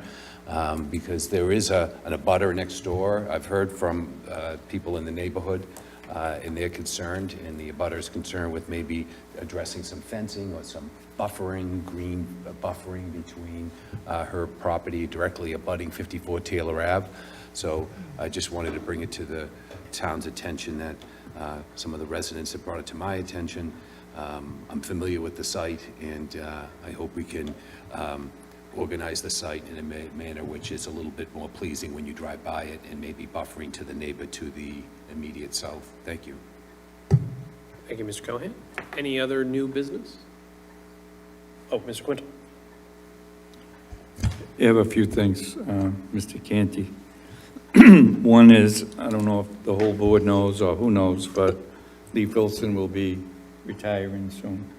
I want to use that term, but the reason I bring it up is I think we need to take a good hard look at how we promote the town, and now would be a time to dive into that, as it, even refers to the VSB, and I'm not speaking for the VSB, the chairman's right there. But how we promote the town, how we go moving forward, what are we looking for? If we're all happy with the way things are, then I guess we won't have to, have any say, but it's a lot of money. It's a large contract. It's in the hundreds of thousands of dollars. And it's not just our area, but I think with the amount of money we put into that, and, I think it'd be very interesting to have a good conversation, if you will, whoever it is, whether it's you and David, or you and Deb, or Deb and I, or, but I think all of us should have a say and a good look before we move forward or extend or change any contract going forward. Now would be the time. To couple that, Mr. Hartman will be leaving in December. He's a big piece of the VSB in Plymouth. So there's a lot of moving parts there that I want to bring to our attention. I think it's, and as you know, I sit there as, well, actually, I'm not your liaison to the VSB, but I do sit there. And I think it's going to warrant some overlooking. Mm-hmm. The second thing, last week, I think it was last week, but I can't remember last week. We didn't have old business or whatever, Yes, but right. we had a very colorful, I believe he called everybody, and he was looking for Bill, so I helped him out. Bill, I gave him your number. Because I wanted everybody to be able to, I wanted the resident, he called 4 of us, he said, and he was extremely upset about noise, traffic, and traffic. Oh, yeah.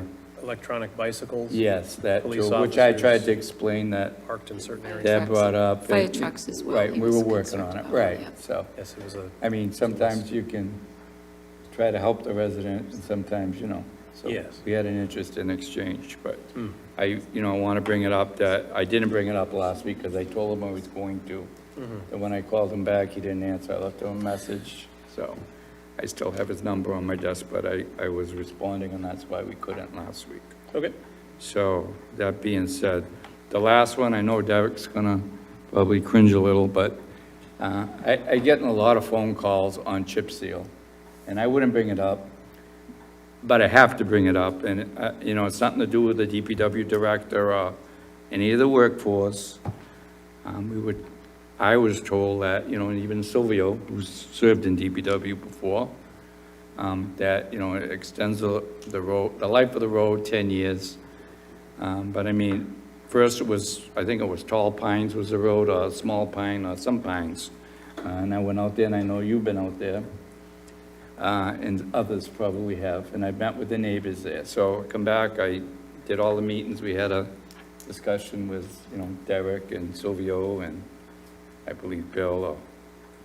And I understand it's contracted, and I understand the concept of it. But they did another road, then they just did Rocky Hill Road. I mean, and I only know this because different people are calling me. First you say, well, you just deal with this one. And then there's two, there's three. So in all my years here, I have to say, I never heard so much about chip sealing. And I understand the whole why we do it. But we have to ask ourselves, it's the taxpayers' money. If they're not happy with this, and I get it, it's cheaper and it gives us 10 more years, then why are we doing it? We sit here for them. We represent them. So even though the logic might be we get 10 more years out of it, if the taxpayers aren't happy, then we shouldn't be doing it. And that's why people get frustrated, and I don't mean at us, but just in general. That's why they don't believe in the government, and, no, I'm not up for election, but I'm just saying.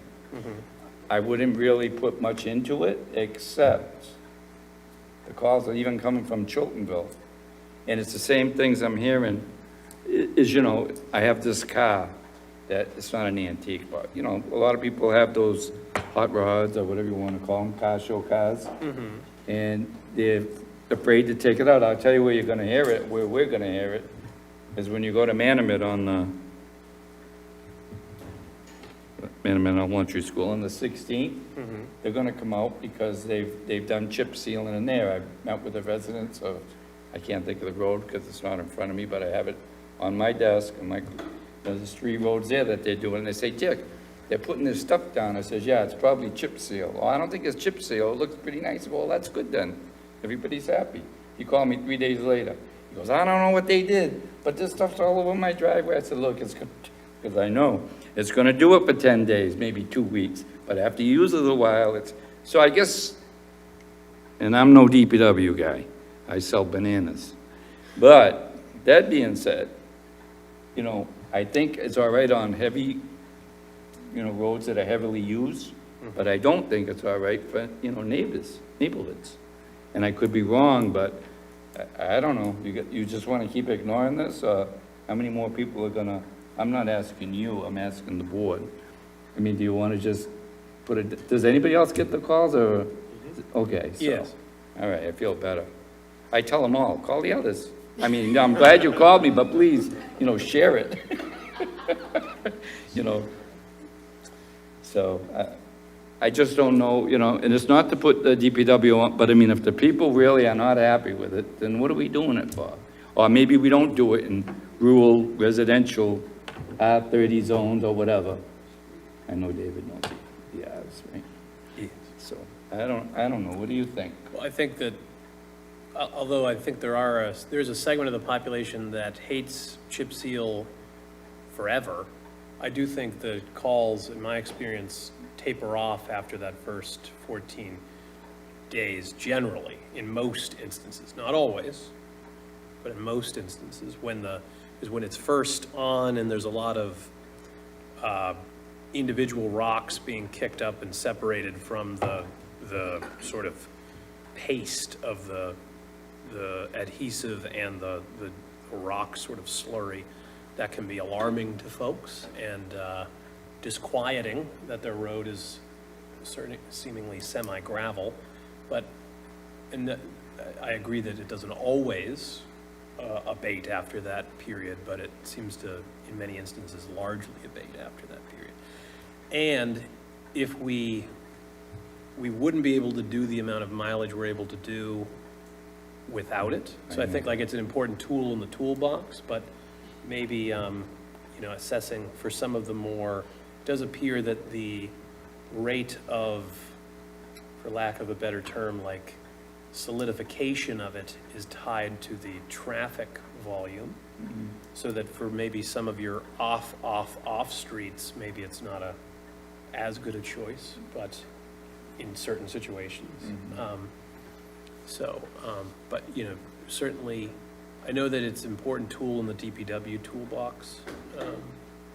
But, you know, next time we have DPW in, we can always follow up with them about, you know, we're hearing X while you're here, and can we, what are your thoughts and what are your justifications, and is it, you know, because I think that a level of, none of us are DPW professionals, so a level of deference, but also as we are those that oversee them, so we don't, you know, there's a balance between listening to them and then also taking policy decisions as well, so. Yeah, because I almost want to say that, well, on Rocky Hill Road, for example, they were saying that, this is what they were telling me, that the job there is better than, just say, 12 Pines or another street. Because 12 Pines, they, you know, they're not calling me right now, at least they weren't till tonight. So they, you know, but I know if I call him, you know who I'm speaking Yes, about. I do. He'll have, you know, because the last I knew, because I asked him, I said, how'd it go with Kevin? You know, did he fix his street? Because I know him, he grew up with my brother, so I can play with him a little. But that being said, the other people, definitely not. And, you know, and the last person that called me, I'm not gonna say his name, but a very prudent, well-respected individual. And was a very good conversation. And they did call back and say to me 2 days later, or a day later, that Rocky Hill Road was different than the others. You know, I don't know if it was a different company that did it, but he took note to that. And so I was gonna try to get to Rocky Hill Road, just like I was trying to get to Cedarville and look at some signs down there. But I'm checking them off one at a time, but I don't know. You know, if I get another phone call, you know, from different people, I'm gonna bring it up again. I mean, because it's not one street or one neighborhood now, that's why I'm bringing it up, because it seems to be. I think maybe if we stayed out of the low volume neighborhoods with only 6 houses or whatever it might be, then maybe those are the ones that we, you know, with discussion, I'm not the DPW director naturally, but I know we keep appropriating more money to do roads and fix roads, but I think also we need to do what our residents want us to do. If they're not happy, they're not happy. And we'll see on the 16th when we go to, where are we going, South Elementary School? Manaman Elementary, excuse me. Because that's right in the little heart of where I went, so we might have some visitors there. You might not. We might not. We might not, but we might. We will see. That's all I really have, I think. Okay, sounds good. Yes, Ms. Iaquinto, new business. Yes, just quickly, Mr. Quintal, I just want to address your first comment that you made about Lee Filson retiring from C. Plymouth, because I'm the Select Board's liaison to C. Plymouth. And first of all, we're losing a treasure with her retirement. The energy that she's brought to that role has just been incredible. But the board has a lot of new blood on it and new ideas. So I do agree with you. I think this is an excellent time to think about how C. Plymouth fits into the downtown economic development plan that we talked about as part of our goals. So it's a great opportunity to take a step back and just think about, you know, how we can work more effectively and how they can, you know, support the town's longer-term strategies for economic development and tourism. So I think you're spot on there. I think that's awesome. The second thing I want to acknowledge is that school starts tomorrow. All the kids are back in school tomorrow, and a number of us had an opportunity to go to opening day for teachers at Plymouth North on Monday. And that is just, if you've never had an opportunity to see that, and if you can watch it on the local scene or on YouTube, they do such an amazing job. It's such an inspirational, creative ceremony that they put on for the students are involved in it, and the teachers are recognized for, you know, with inspiration awards. It's just a wonderful feel-good experience. But I'll comment on the energy level in that room. So the teachers are bringing a lot of energy, a lot of creativity, and a lot of enthusiasm to the school year. So I just, as a teacher myself, I just wish them all the best. And I hope everyone has a productive and happy and healthy school year. Thank you, Ms. Iaquinto. All right, Any letters? You have a letter? I don't have a letter, I just had one last comment on that subject of Burt's. I was just sitting here thinking that Plymouth has its Plymouth Rock, but Burt's has its rock, in that in 1978, a rock came through the dining room and was situated in the lobby of that restaurant for some 35 years before it ended up in front of Burt's. So as they go to tear down Burt's, see if there's any chance we can retrieve the large boulder that was once known as the Burt's Rock. Okay. If I was guessing, they're probably gonna throw it at us, but we can Yeah, I ask. was going to say, I don't know that they're going to be the most receptive audience to requests, That's the first thing I could think of, Bill. considering they didn't exactly champ at the bit to tear their building down, but I guess it doesn't hurt to ask. In old business? All right, if there's no old business, do I have a motion to adjourn, having concluded our business? So moved. It's been moved by Mr. Golden. Do I have a second? Second. Seconded by Ms. Iaquinto. Any discussion, objection? Hearing and seeing none. Mr. Golden? Yes. I do. Ms. Iaquinto? Yes. Mr. Cohan? Yes. Mr. Quintal? Yes. And myself, yes, it is unanimous. We are adjourned at 7:59. Thank you. Everett?